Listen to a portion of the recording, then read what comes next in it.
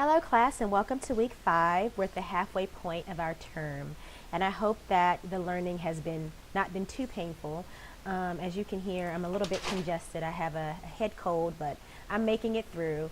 Residency went well and I hope that your week 4 went well also. I'm looking forward to grading what you've submitted and giving you feedback. If at any point I give you feedback that you have questions about, please don't hesitate to reach out to me and I'll happily get back in touch with you.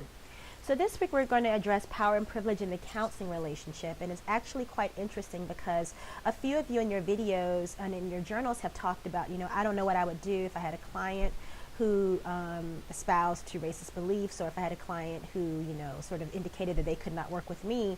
And your case analysis this week kind of touches on that. And so I'll be curious to see how you all respond. You have some phenomenal reading this week, very good articles that you're going to be reading, many of them qualitative, and there's also a token activity.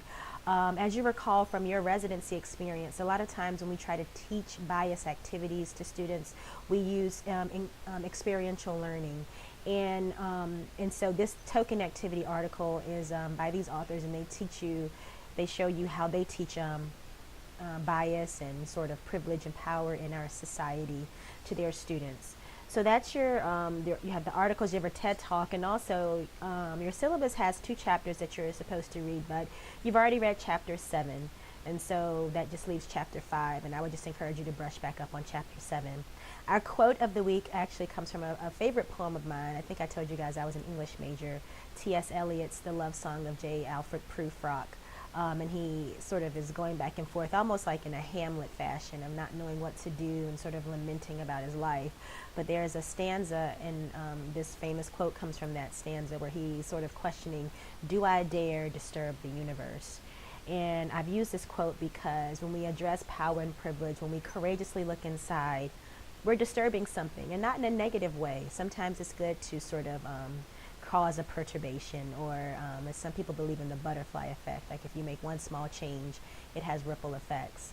To that end, I've included in the announcements the implicit association test, and I've also included information about that. If you have some free time, I would encourage you to just look into it and take it.